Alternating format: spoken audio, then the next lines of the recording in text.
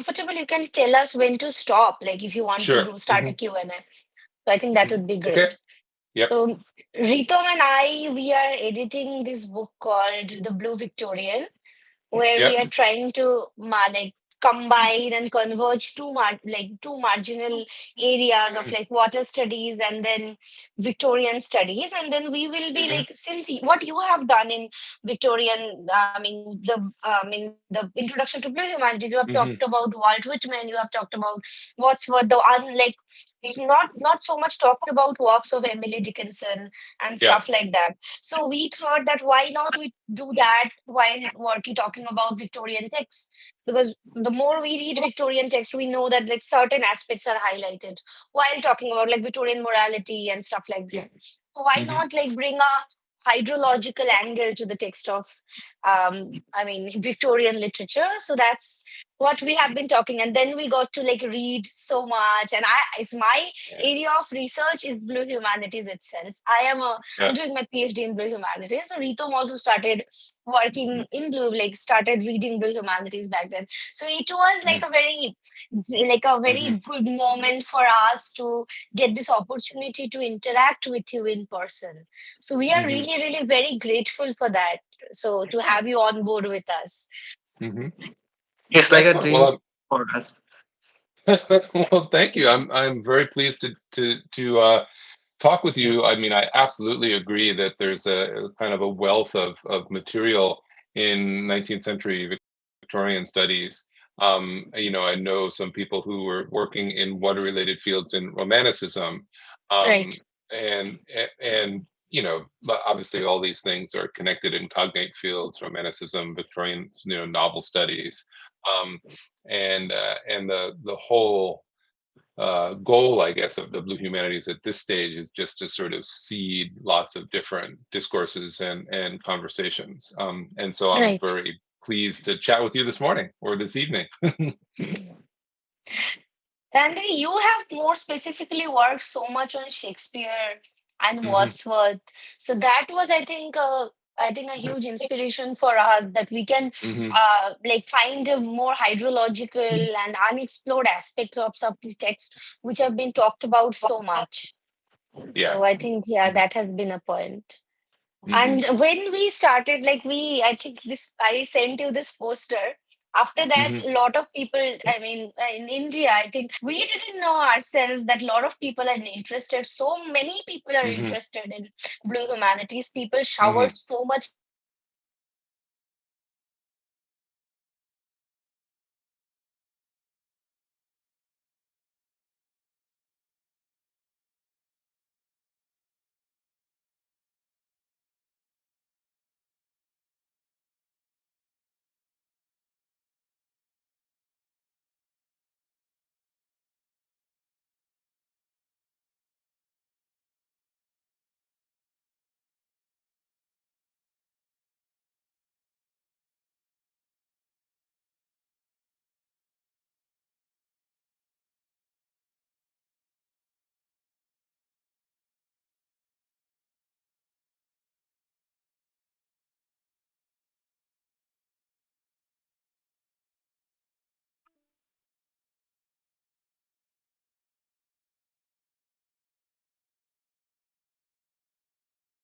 Steve doesn't need any introduction, but still I'll start with introducing him.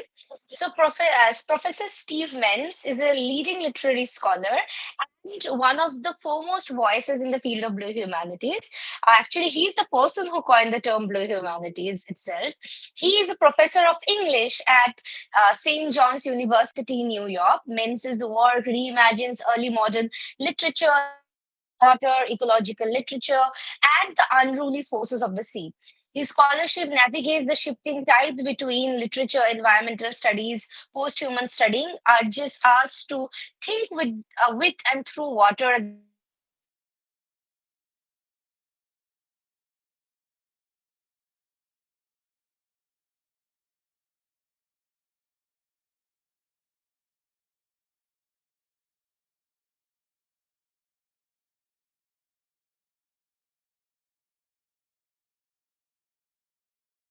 Victorian Sundays. I am Shauli, and I have Ritom with us. So we today, so would you like to say a few words before we just jump into the podcast? Sure. As I said in the sort of preamble we were just chatting a few minutes ago, I'm really pleased and excited to be talking with this group. I am so thrilled to have seen over the past, especially maybe half dozen years, the growth of interest in blue humanities and water involved scholarship in all sorts of different places, different time periods, different uh, different slices of literary and environmental scholarship. And so I always love to talk to people in different places with different backgrounds and different sets of interests from mine.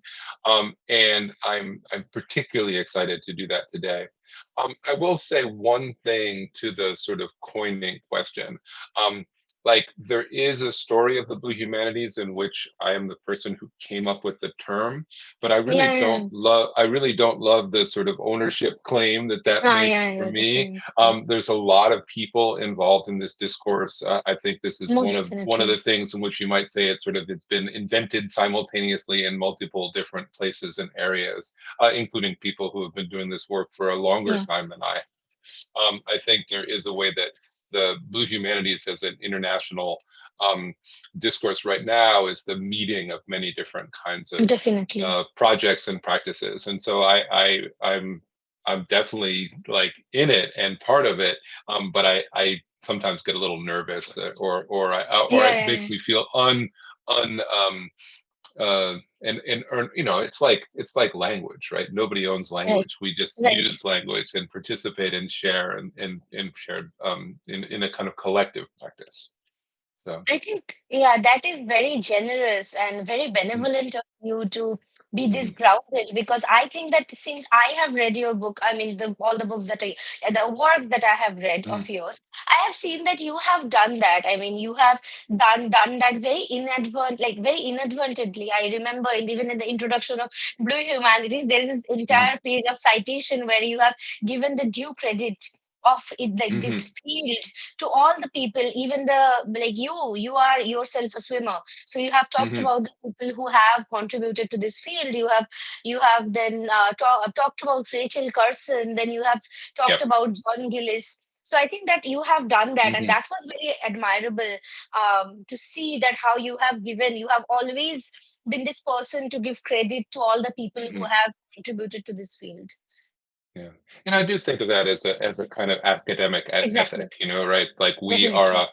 a as a profession, we in the academic world believe in citation, and we believe in citing people accurately and generously. And Definitely. so recognizing that we are not like solo operators, planting flags, but we are instead people who are trying to gather people into collectivities of citation and mutual reading and exchange. Yeah, I believe, So, yeah, the ethics of citation and the ethic of mm, collaboration is something that is very mhm. vital, and that is something even in this age of AI, this is a question that we have been Yep. grappling with for a very long Yeah, time. absolutely. Right, absolutely. So, In a world where the robots are sucking up all of our words and recycling them for us without any citations, I think it's especially important for us as humans to recognize the contributions of our fellow humans, those that we definitely. know and those that we sort of recognize, and also those that we don't yet know. And Right, also, and collaboration also it is a teaches us to be one with the other, the shared ethics of yes. humanity, how Hmm. important it is. So we'll just jump into the questions and just Hmm. very Sure. informal way of like the kind of so I mean, you talked about this term blue humanities back, I think I mean a lot, I think a decade ago you started talking Hmm. about it, and after that you published this book, An Introduction to Blue Humanities, in 2024, if I'm not wrong. Hmm. So how, and you have talked about water in your Hmm. discourse, even when you are working on Shakespeare. So I wanted to know that how has this concept of blue humanities evolved Hmm. from shipwreck modernity to the textbook today? Yeah, I mean, I think that's a great question, and it helps me to sort of set the stage a little bit. So I've been thinking about these questions really since the mid 2000s. I've been writing about it for a while. I called it Blue Cultural Studies, and after that, I like Blue Humanities is the more accepted kind of collective phrase now. And I think that what what we have a group been starting with is this idea that there is something about water and watery environments. And I started primarily thinking about the ocean, as did some other people in this discourse, but I think now we're trying to expand to different forms, water in different forms, including fresh water and solid water and gaseous water. But the idea is that we are trying to understand the human relationship with water, the cultural relationship, Mm. the physical relationship, the kind of emotional, even spiritual or religious relationships that different cultures and different individuals have had with water across time and space. Um, and I think that that for me at least, the core of this is the mixture of the alien and the generative. That water is both a substance that we depend upon, that is the source of life for individuals and for agricultural societies, that is something that is deeply beloved. I know I have a very intense emotional relationship with the water in my local area. Um, and despite that, or in addition to that, alongside that, or entangled with that, there is a way in which water remains alien and threatening, right? That we, Definitely. I am a swimmer, and I'm very conscious that swimming is a dangerous sport, or a dangerous practice, maybe. That water is a place that can hurt me as well as give pleasure, and that combination of threat and love, threat and what the um, strife and love is the classical way to understand this dichotomy, right? The relationship between the thing we want to attach ourselves to and the thing that's going to hurt us at the same time. And that, I mean, that's maybe the most abstract way to understand what water represents to me in a cultural sense, and how in lots of different discourses and across lots of different periods and areas of literary and cultural history, there some of this scholarship is happening. I think that is very nicely put. I mean, you Mhm. yourself, I think if I quote you rightly, you said that Blue Humanities talks about water in and across multiple forms. And Yes. then the strife of a swimmer. I Hmm. remember in your book that you said that that was a very beautiful metaphor, and I think it's Hmm. still in my head. If I remember it quietly, please correct me if I'm wrong. So you Hmm. talked that how water is in our cells in our body. Yeah. So, Yes. and then it is not on our skin. So, as Hmm. mammals, are outside of your skin, our skin is dry. Then inside of your Yeah. skin is there is water. So, as Hmm. mammals, we feel this estrangement at the same time an allure to water. Yes. And Hmm. that oxymoronic nature of our relationship with water is something that fascinates us. And that was a very beautiful. That is one of the most Hmm. beautiful ways to put it in. Yeah, thank you. That's really nicely put on your part too. That the sort of strange relationship we have, strange and estranged relationship we have, which is a combination of allure and Estrangement. threat. Yeah, allure and threat. And so that I've been thinking quite a lot about the water inside of, not just human, but all mammalian bodies, right? That we require water. We're whatever, 60%, 60 to 60, 80% water, depending on individuals. And that, that in some sense, the human body is a machine for processing water, right? Water moves into and through our bodies. And we need to keep a certain amount of it inside of us, and a certain and Definitely. but not too much. And so that is another way, I think, to make sense of this complicated relationship between humans and water. And I will, just to give a little preview of coming attractions. I'm in the process right now of putting together a handbook for the Blue Humanities, which will be published from Bloomsbury in about a year or maybe a year plus. and one of the chapters is about the human body as a body of water. And so, we have a wide variety of chapters, some of graphic, looking at the major oceans, and some of which are like I'm writing a chapter on oceanic feeling, and then we have another chapter on human bodies, and chapters on many different kinds of water, and representations of water. So I that's think a that little is a preview. very, very, oh, that is a very Mhm, exciting news for all of us who are mhm. interested in Yeah. this field. And Mm. congratulations to you and best of luck. And Yes. I like really hope that this endeavor comes into being the dream project that you Mhm, are thinking of. And like I myself am very excited about here, just mhm. hearing it. Yep. So I think we'll talk about the next question that I had. Mhm. Sure. Yeah. Mhm, So in I think the poetics of planetary water, you mhm, expand the field to include glacial ice, clouds, and freshwater mhm, ecologies. What prompted this shift mhm, beyond saltwater focus studies? mhm. Yeah, so thanks. This is a great question, and I think it is the major shift in, at least for me, and it's also the shift that the forthcoming handbook is trying to instantiate or Right.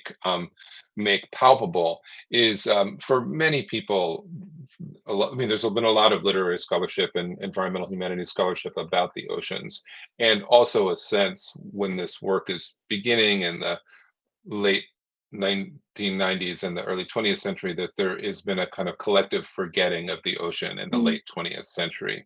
And I wrote about this a little bit in At the Bottom of Shakespeare's Ocean, the kind of mm, turning our back to the sea after. After the late 20th century or in the late 20th century. And so the turn from a kind of uh, vast but still narrower sense of saltwater ecology and saltwater encounter to this broader sense of a poetics of planetary water that includes things like glacial ice and water vapor in the atmosphere, mm. freshwater in human bodies, freshwater in human cultures, agricultural water.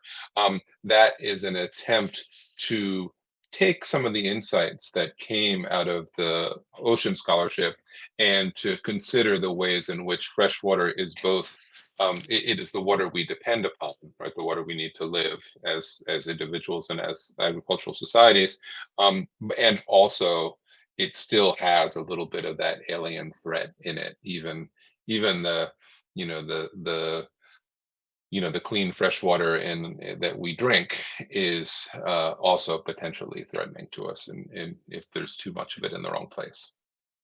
Most definitely. Mm, Yeah, because I remember that your work, you have been talking mm, about how 70% of the earth is mm. constituted by water. Then Yep. Mhm. 60% of our body is made of Yep. water. Mhm. And then you were talking about that how because of so much encounter of water that Mhm. we are culturally embodied to experience water in all three of its form. I think you mentioned Yep. solid water, liquid water, Mhm. and then solid water, liquid water, and I forgot. I think water vapor. I think yeah, you mentioned Yes. water Yeah. vapor. And in some ways it's four, right? So it's, I mean, yes, there's the three physical states, right? Liquid water, solid water, meaning ice, and gaseous water. But then there's also within liquid water, there's the distinction between fresh and salt, right? Yes, Um, definitely. Again, 70% of the planet is covered with water, and something like 90% of that water is salt water. Maybe it's a little bit less than that, but most of Mm, the fresh water is also ice. right. So most of the fresh water on the planet is in the polar ice caps and the Greenland ice cap and various glaciers at high altitude. So the fresh water which we depend upon to live is actually a very small minority of the small fraction of the water that is in our planet, in our planetary system. The other thing that I always find kind of fascinating thinking about water on the planetary scale is that it is a recirculating resource, right? The amount of water on the planet, water doesn't leave the Earth system; it just changes forms. So water that, obviously, water evaporates. It flows into the sea from through rivers and lakes. But the total amount of water in the planetary system is more or less fixed. We get a little bit of water from interstellar comets, which have ice on them. Right. In general, water is a kind of finite resource that flows through the system just as it flows through individual mammalian bodies, right? And so I think of one of the projects of this larger sort of poetics of planetary water idea is to think about water in Hmm. motion through on a planetary scale and also on an individual scale. So I think your even the entire project of you and then James Smith have been to Mhm. incorporate all the forms of planetary water into Blue Yeah. Humanities Hmm. since the very beginning. And it will be very interesting to see how you keep on doing it and continue expanding that in your later Hmm. projects. So that would be very fascinating to watch. Yeah, So and I think, I would also just say, just sorry, I'll before we follow up with yeah, yeah, sure, the sure, next set sure. of questions, that this is a project that is obviously like vast and Yeah, complex, and ultimately needs to be multilingual and international. So, most like definitely. I can't do all this stuff. I am trying to sort of build a structure and then support the work of many other people Definitely. besides Most like definitely. the community that even the like for the handbook, I think we've got something like 40 different co-authors writing or co-writing chapters from a wide range of geographical spaces um, around the world. But even so, it's a tiny fraction of the expertise that we need to Definitely. make sense of water. So That is actually very kind of you, and it just shows your mm, academic spirit. And I think mhm, I remember even I mean every project that starts at the beginning receives mhm, some sort of criticism. I mhm, remember Blue Humanities, if I'm being very raw about it, it mhm, started with this criticism that maybe it's becoming more Anglocentric and Anglophone. mhm, But then I remember well, you yourself mhm, refuting this entire thing by saying that how necessary it is for Blue Humanities to like shift away from this Anglophone and this mhm, only I mean ocean centric discourse, and you yourself I mean you yourself emphasized on this need for Blue Humanities to be being more localized, more mhm. multilingual, and Yeah. yeah, and focus on local Mhm. water bodies. I mean that is brilliant, to be Mhm. honest. Yeah, I mean, I take, I mean, that criticism is important, right? To recognize that, I mean, to the extent that I have a place at the origin of this work, my own work, like I'm a Shakespeare scholar, right? The first book that Hmm. I wrote about this stuff was At the Bottom of Shakespeare's Ocean in 2009. And even though in the introduction to the Blue Humanities, which came out in 23, I'm like self-consciously trying to expand my range of reference and expertise. I'm still like who I am, right? I still am a person who is, my primary academic expertise is still in early modern English Hmm. literature, English and American literature.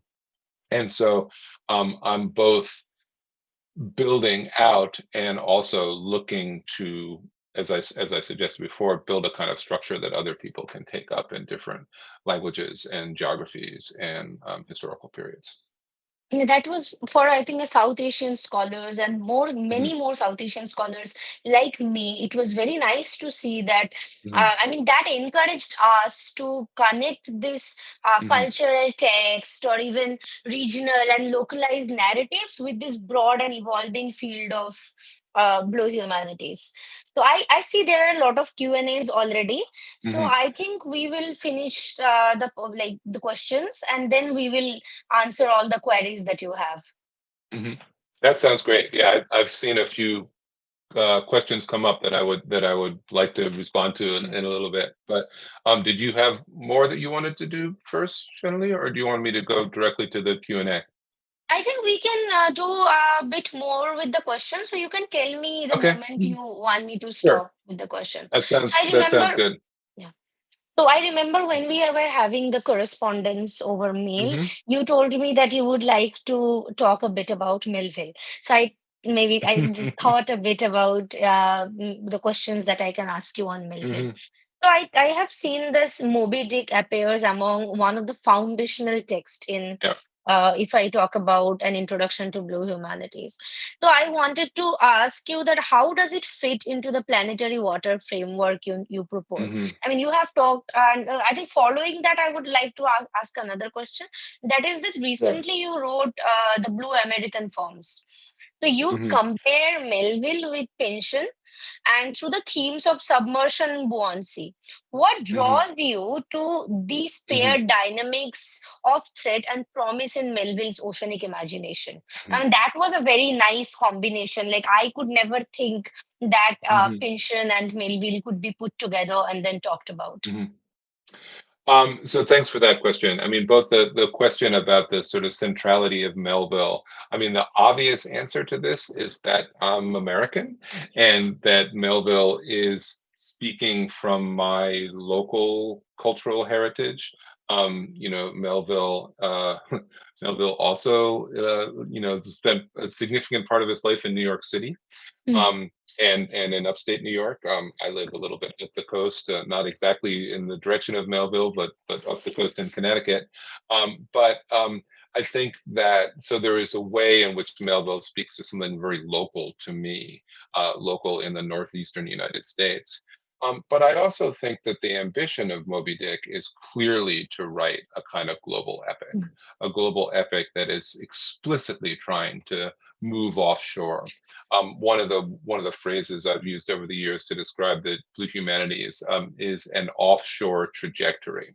In other words, mm, that if mm, if we assume that literary culture, and I'm thinking here especially about environmental literary studies, is particularly terrestrial or let's say green, um, that if that's the baseline position that a lot of literary studies takes and a lot of environmental literary studies takes, the goal of the blue move or the blue alternative is to distance ourselves from yes, that, you know, pastoral, green, sustainable position, and to find something that's blue, dynamic, and disruptive.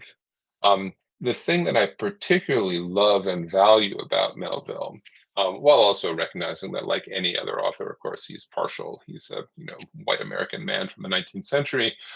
But the thing that I find especially valuable about that text is his insistence in what he calls the two-stranded lesson, that he's always in the process of sort of raveling and unraveling. We've already talked about this way in which water is both a threat and a lure. mm. And I think that two-strandedness comes through very strongly in Melville. I think he's incredibly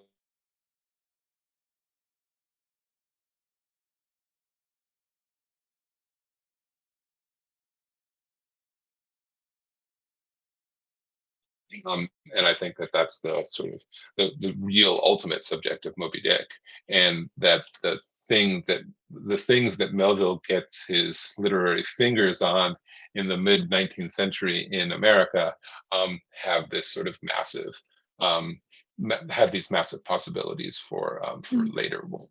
Um, I was recently at the every other year conference of the Melville Society, which was in the mm. United States this year, and I'm always just amazed. They have brought in a bunch of different painters and artists and printmakers who have been working in dialogue with Melville, and it's such an incredibly generative text.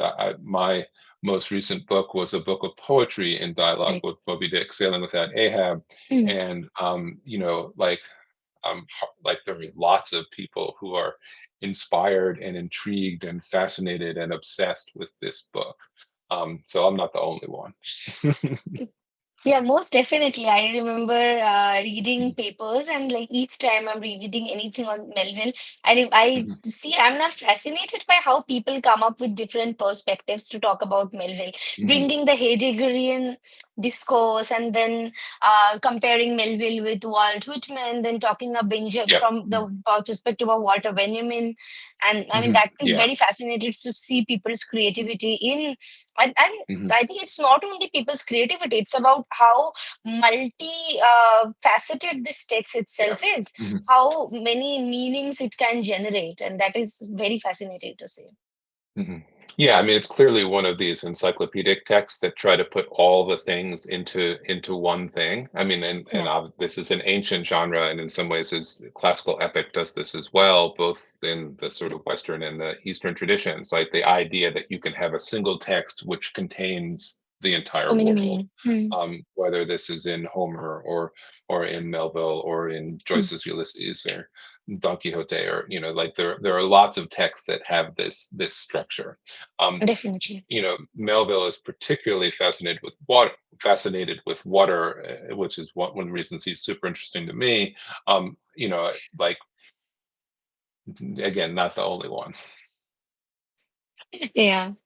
So So, moving on. and Yes, you also yes. mentioned Pynchon just quickly. It does seem to me that Thomas Pynchon, the modern American writer, who's actually got a new book coming out, um, is one of the real inheritors of this kind of Mm, obsession massiveness and form. And so that's one of the reasons why I brought Melville and Pynchon together in that recent article. And I think that the I'm not really a Pynchon scholar per se, although I'm a Pynchon obsessive, and have been reading him since I was a kid. But I think that there is a way that he also is very deeply interested in mm, water and in mm, the in America as a maritime nation, America as a product of maritime travel. And I'm thinking here especially of Mason and Dixon, which is the novel that I mostly wrote about in that Blue American Forums article, mm, which is about the kind of prehistory of colonial America before the American Revolution, but is also deeply obsessed with like with the effort to use the tools of European science to map the so-called New World, like to map this space and render it legible, which for Pynchon is always an act of violence, right? To make something legible and orderly is always to um, remove from it some of the excess. And it's the mm, excess that's kind of the best part, right? That's always, I think, Pynchon's understanding. So that for Pynchon, and as I think in some ways for Melville, history is always a kind of narrative of the fall. That we used to live in plenitude, and now we live in some kind of position of loss. mm. Most definitely. And I think the writing style, it's very, I mean, labyrinthian writing style is also very similar between both of the writers. So Hmm. that is a very Yeah. narrow understanding of Yes. it, but yeah. Hmm. So moving on, I think there were questions that I was thinking of asking you, but I see already some of the questions being Yes. mentioned in the Hmm. chat box.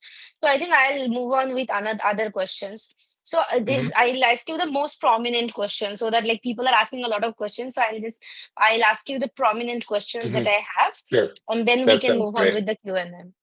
Hmm. You write about wet genres in forms of storms, shipwrecks, and Hmm. emotions versus dry narratives. So that Hmm. seek order. So there's a very clear distinction of wet narratives and dry narratives that you talk about. So Hmm. how does this modes function as counter narratives within the literary form? Hmm. Yeah, thank you. And this is a concept. The contrast between the wet and the dry was a concept Mm, I elaborated, most thoroughly in Shipwreck Modernity, mm, which came out in 2015. So I guess it's 10 years old now. But the idea, and I was thinking primarily about narratives of shipwreck as the kind of paradigmatic example of this, which is about the sudden and violent encounter between a technology that's supposed to keep you relatively dry, which is to say a ship, and the when the ship breaks or wrecks or fractures and you're sort of forced into an increasingly wet encounter. That is so the contrast between wet immersion and dry experience is the sort of central way that I understand these narratives, right? And using like the first scene of Shakespeare's The Tempest as mm, my mm, kind of example, right.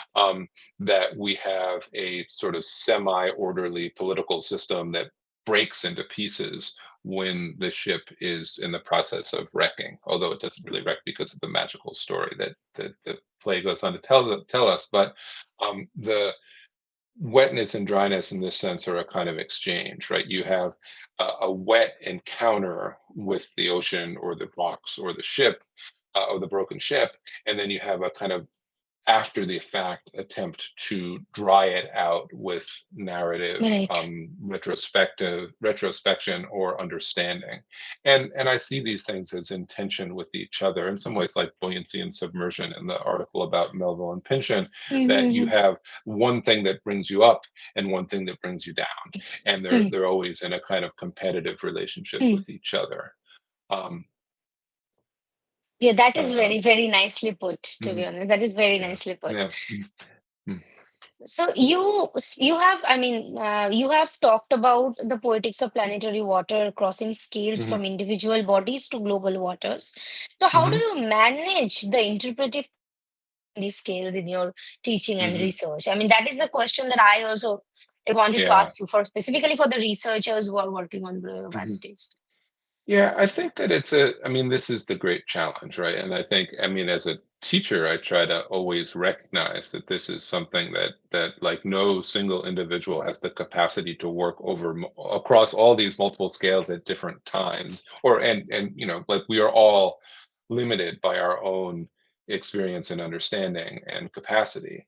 And so like it is primarily through the kind of self-conscious act of shifting between multiple timescales, or multiple scales, I should say, not just time but also place and space, and Definitely. again, fresh water to salt water, ice to liquid water. Like these kinds of shifts are really important to me, because I think that it is the act of consciously moving one's attention or critical imagination from the experience of the individual swimmer in the ocean to the experience of maritime refugees, or the experience of transoceanic migration, Mm, voluntary or not.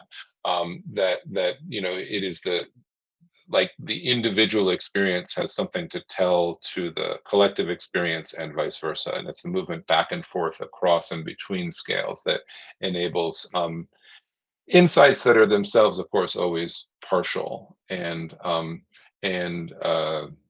subject to revision or modification. mm.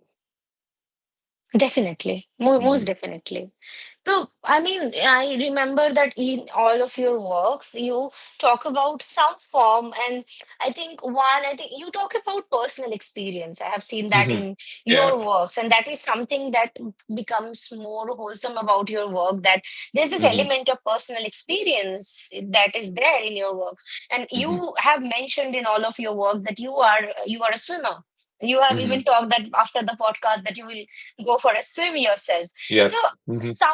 for someone who swims in open water and also engages in creative partnerships like the swim poems and Hmm. swim artists, if I'm being more specific, how does this physical experience of Hmm. water shape your intellectual perspective? Hmm.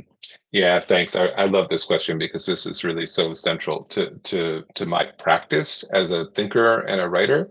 And like I very much feel like every time I go into the ocean or another body of water, that I am just trying to pay attention to the Mm, experience of what it's like to be a terrestrial mammal who habitually, with like a certain amount of skill or capacity, but not that much, goes into this alien place. Like, why do I like to do it so much? mm, What does it feel like?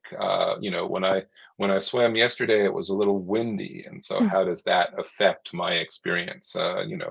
Like all things considered, I prefer a calm day to swim in the ocean, although I don't, I mean, I go on a windy day.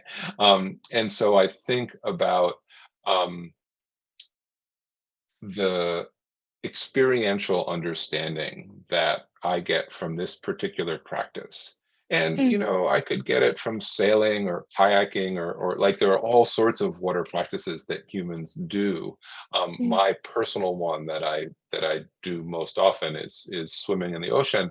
Um, and I feel like I learned so much mm, about my own capacities and limitations from that practice, and I try to mm, bring some of that experiential knowledge back to the desk, right? Back to back to the Word document where I'm trying to, whether I'm trying to write a sort of critical introduction or a critical history or a literary analysis or a poem, I'm drawing on that experience of being a terrestrial mammal in an aquatic environment.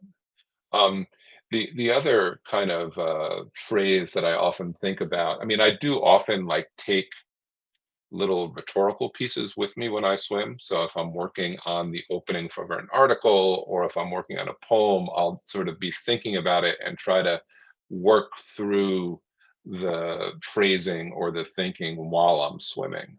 One of the nice things about swimming is you can't be interrupted.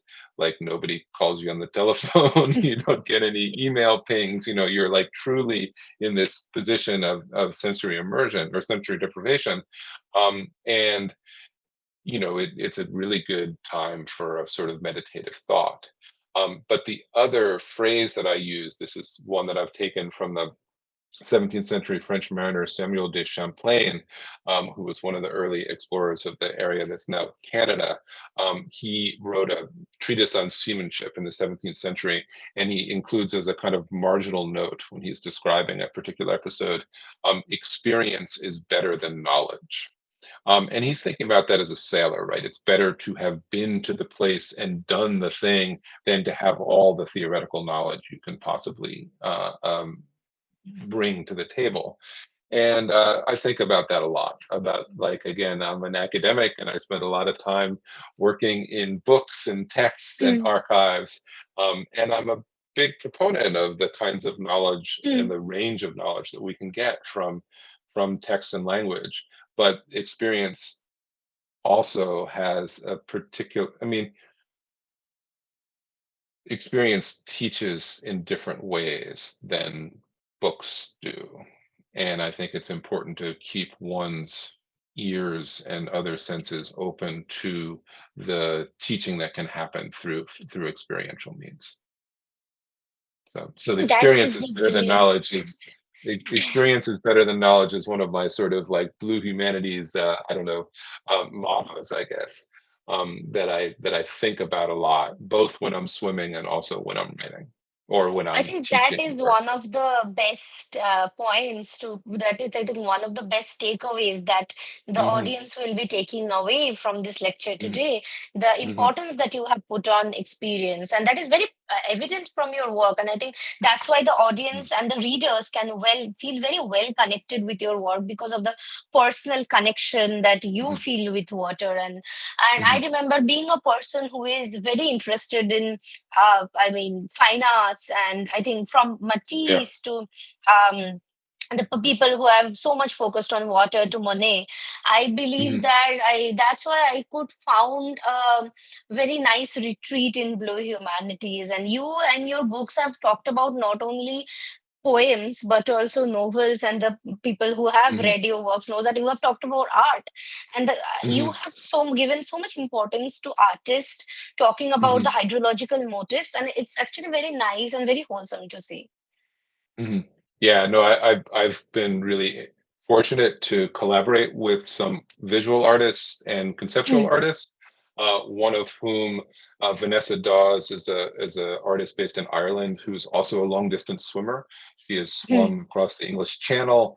She just did a like 40-kilometer swim in a lake in I'm not sure if it's in Ireland or the UK. I mean, actually, she just finished it a couple That's days ago, brilliant. Mm. and it's just amazing. She swims with a GoPro camera and then does film videography work out of that swimming, and she's just That an is brilliant. amazing, inspiring person. So, Mm, and definitely, most definitely. she did 10 small black and white drawings for the 10 chapters of the ocean book, which is basically a biography of the ocean from planetary formation to Mm, around 2020 when the book came out. mm, mm, mm. And she did little sort of illustrations for each chapter, which was a really fun way to uh, think about the think about the material that the book is trying to communicate about in this other medium. I think that is really fascinating, and we hope that we get to see more of your engagement Mhm, with art and artists mhm, in your later works. I think mhm. since a lot of people are asking a lot of questions, so I'll just end our Yeah. conversation with Mhm. one last question Sure. that Mhm, will talk about your future project that you have already talked about at the beginning of our mhm, conversation. mhm, That so how do you see the blue humanities research in future, like what questions or gaps in blue mhm, humanities research do you want the next generation of the scholars to tackle? mhm, Cloud, ice, or urban water mhm, systems, what are these, and like how the future project, mhm, like the handbook that you mentioned, mhm. will be tackling with some of the questions that have not already been talked about, Yeah. and Mhm, how do you see people reacting with that and people's response? mhm. Yeah, I mean, I think that I mean, some of this is stuff we've already talked about a little bit, this morning or evening, which is that to take some of the tools we've used, primarily looking at the ocean and other large bodies of water, and try to Mm, apply them to smaller bodies of water, including, human bodies and rivers and lakes, as well as clouds and glaciers. And I think we're starting to see some of that work come out already. There'll be a new book about early modern ice, written by my friend and collaborator Lowell Tukert, which should be out quite soon, like a couple months maybe. There is, I mean, and there's been actually a decent variety, mm, so-called ice humanities work mm, in the last. There's a collection that came out maybe last year or the year before. So we're starting to see this kind of expansion. I'd also point to the need mm, to have a wider range of scholars doing this kind of research. So not just people like me who draw on the kind of Anglophone Global North mhm, archive, but also people from South Asia, people mm, from Sub-Saharan Africa, people from Latin America, that there is, a really intense need, especially also from indigenous perspectives, in and beyond the Americas and Eurasia, like the particular insights and wisdom of scholars and creative artists from Oceania, I think is mm, especially interesting for those of us who work in the oceanic slice of the blue humanities. And I'm thinking here especially about the work of Greg Santos Perez, a mm, poet from the island that America still calls Guam, in the Pacific. And Craig is an inspiring poet mm, and critic and sort of spokesperson of and from oceanic culture. And I might also mention Alice Tepunga Somerville, a Maori scholar who teaches at the University of British Columbia in Canada right now, and has done some really fantastic work about rethinking the Pacific from an indigenous perspective. Again, this is work that I can't myself do. I don't mm, have the expertise, linguistic or cultural, but I value it very much, and I want to do my part to sort of bring it into circulation. Um, mm. That is a very brilliant way of putting it, because mm, I see a lot of fascinating works when being done in blue humanities that is beyond my limitation of imagination. For example, I recently came across this I think podcast series on water. So mhm, there's this person. If I'm so sorry if I'm pronouncing her name uh, wrong. Her name is Riz Baldi. So mhm, she talks about indigenous water. I think mhm. indigenous water. Then I think I can forward it to you later on as Yeah, well. I don't know So that one. I would like to. yeah, I'll send you the link of the podcast. So then I see that Mhm, they are talking about this particular thing called the water view. mhm, So they are talking about the existence of water for the sake of water. So we see water, mhm, it's a very interesting way to put it in that we see water existing for our sake, that it's a resource that needs existence because we need it. But they like emphasize on its need, the need of water to exist for its own sake. That is a very mhm. fascinating way. And with the prominence of the Australian water policy and all the water Yeah. policy Mhm, of seeing seeing water, think, as a resource, a very stock resource for the state. mhm. I think Yeah. this is a method through which the decolonization happens. So I mean that is I think a Yeah, brilliant I would point you love put to it see in. that. I don't know that one, but yeah, absolutely. Thinking about water as a form of state control is, I mean, is both historically, and I mean, there's this old idea about the sort of imperial hydropowers Mm, of antiquity, that the first states basically are water managers, and like in some ways that's still true, right? The way mm, in which the state operates through the provision of, um, or collectivization of water rights, I think is an important, right. it has an I'll important forward it political to and, you. sorry. Yeah, I will forward it to you. Yes, yeah, please Yeah. do. So there is also a Blue Humanities podcast that comes out of Arizona State in the desert of the Yes, United yes, yes. States, um, uh, organized by Jonathan Bate, another Mm, Shakespearean. But he has a great collection of people on that podcast, and mm, a variety of people, both in the literary area, which is of course his area as well as mine, but also in the sciences. And he's helping to promote what I think is an important thing to promote, which is dialogue between the marine sciences and right. the wet humanities, we might say. Yes, Mhm. definitely. So we have lots and lots of questions, and Yes, I we feel will. to get to them all. Yeah. No, no, So I'll just read it out. So Hanumat is asking you a question. He's saying that he's working on a theme that is ocean as a motif in Abyss trilogy of Amitabh Ghosh. Can you please tell mhm. something about this? Okay. Oh yes, the theme of the ocean. Okay, so Ghosh is a writer who I'm fascinated with and deeply admire. I have taught his work. I have written about his work.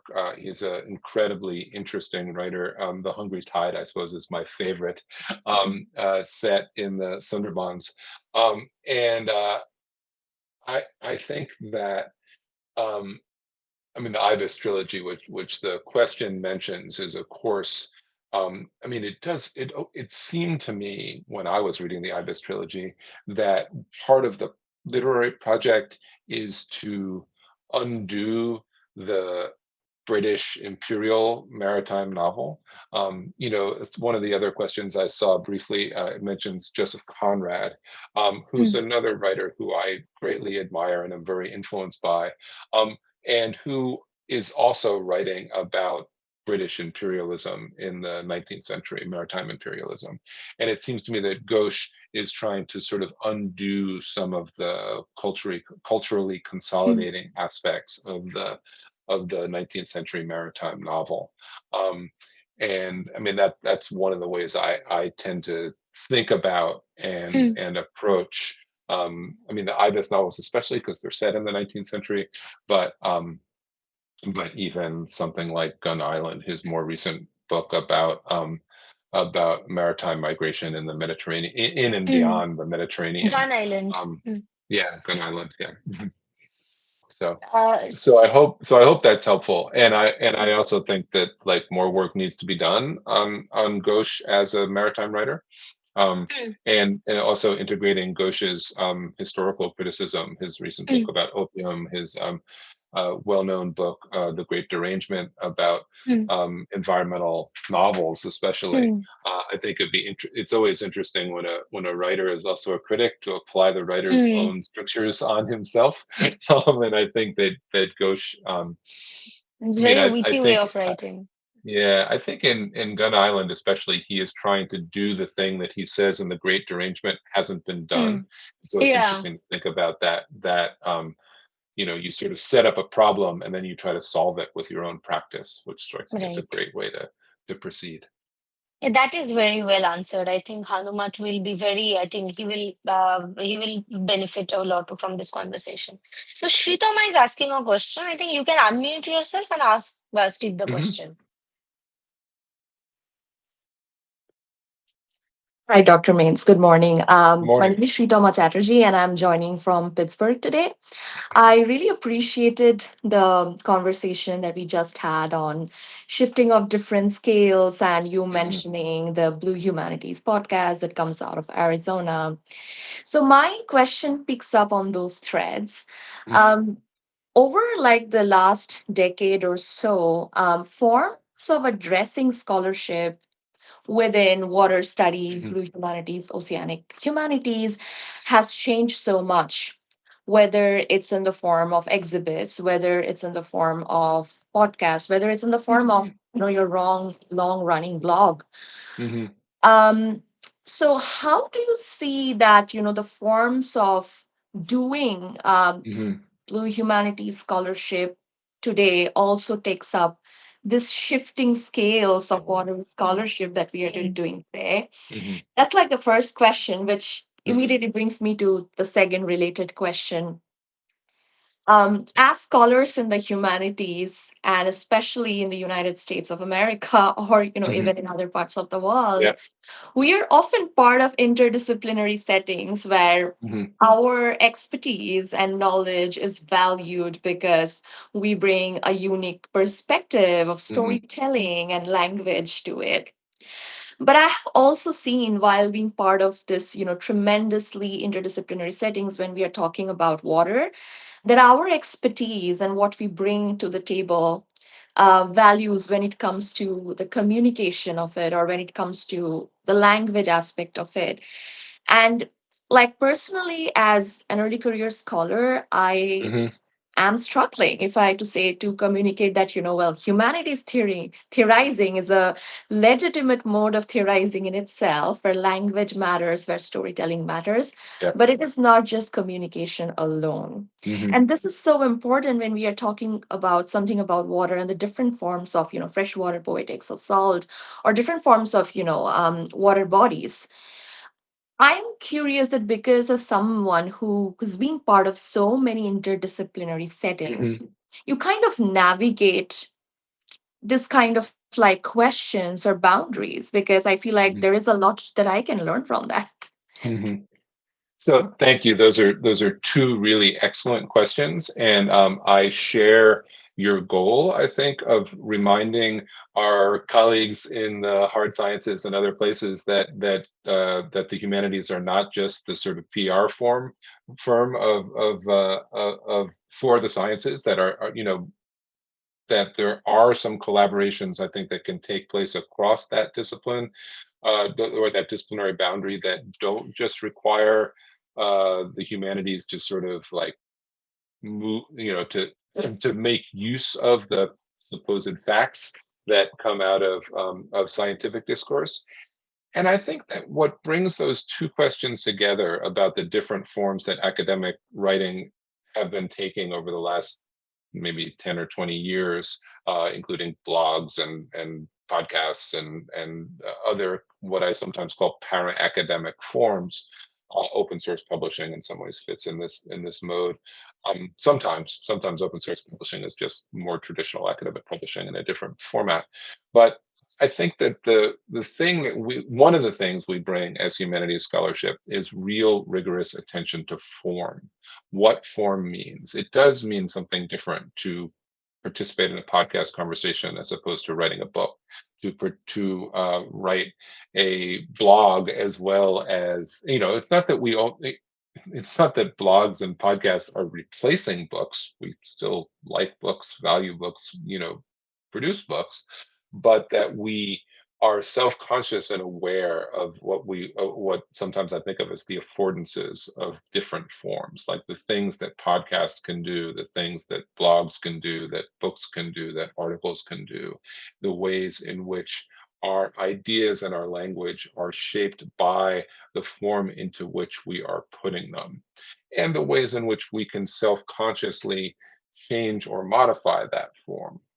Um, this is, I think, especially challenging for an early career scholar who also has like disciplinary or administrative hoops to jump through. I know this is true of my colleagues over the years at St. John's, who like there is you both want your work to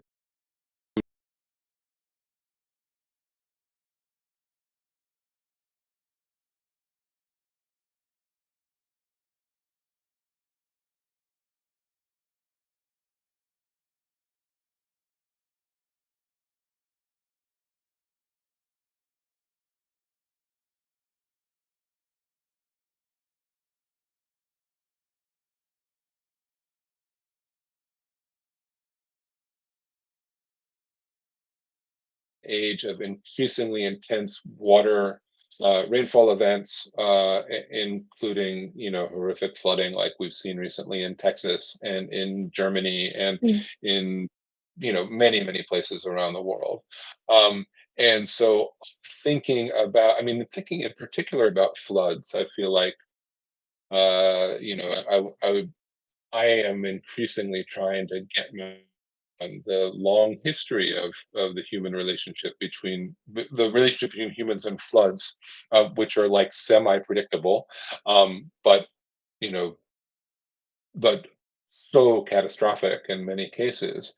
And so, if you think of the Anthropocene as an age in which oceanic disorder is coming to terrestrial settlements, um, that is a way that I think the Blue Humanities enables us to speak to the challenges of the Anthropocene. I also think that question, like the word practically, is always so complex. I think on the one hand, like one of the things that we need to be doing on the political level, of course, is building Mm. responses to decrease global heating and also to build resilience into our Right. local communities and political systems, which is something that is catastrophically failing in the United States right now.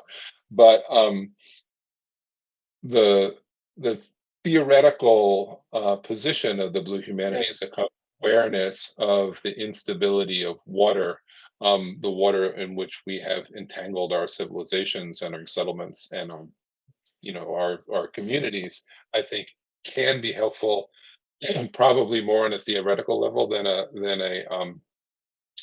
a practical level.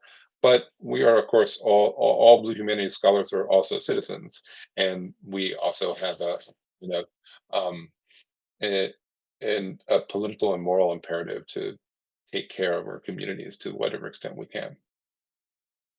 Although there are a lot of questions, I think most of the questions are talking about something that you have already talked about. So they are Hmm. talking about if they can use the same Blue Humanities methodology into anime, comics, and I think you have already answered it by saying that how form shapes the content.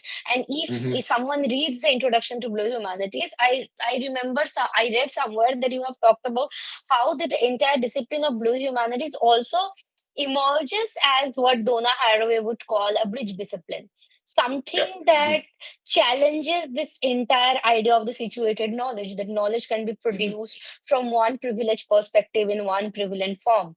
So I think that answers some of it. Hmm.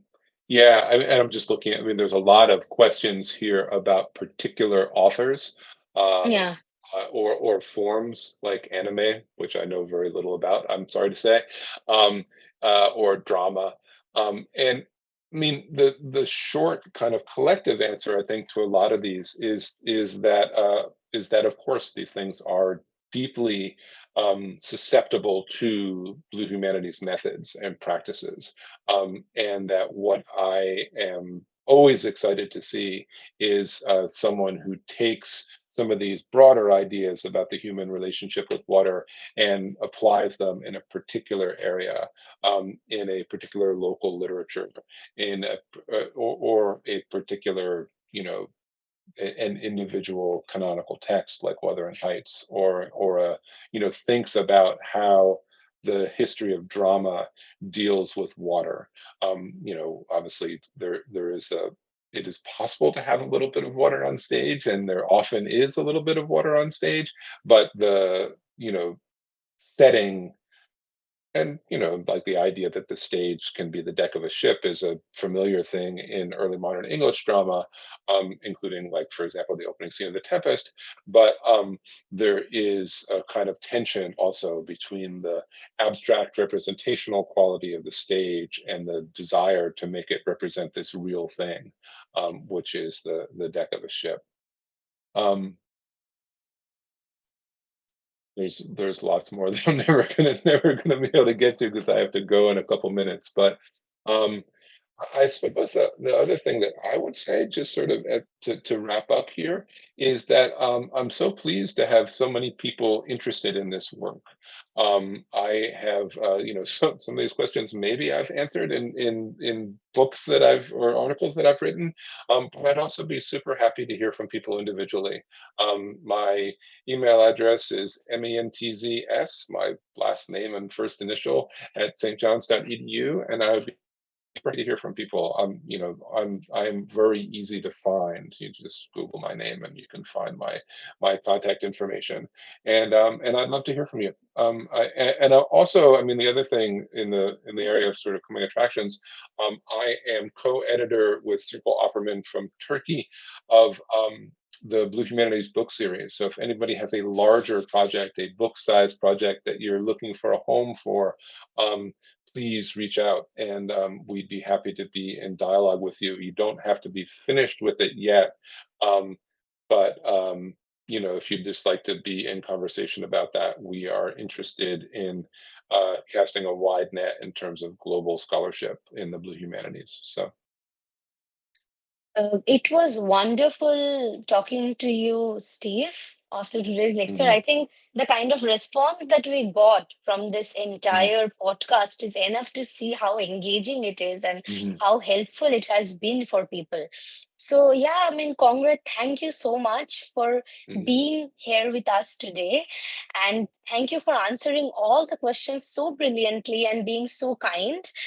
And so, Ritom, can you just can you please just type his Dr. Menz's mail ID in mhm. the chat box? I just put it in.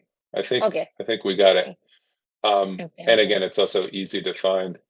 Um, uh, it's easy to. Um, Mm. uh, Thank you you know, so much for Google being knows with who us I am. today. Mhm. Yes, my pleasure. Thank you so Yeah. much.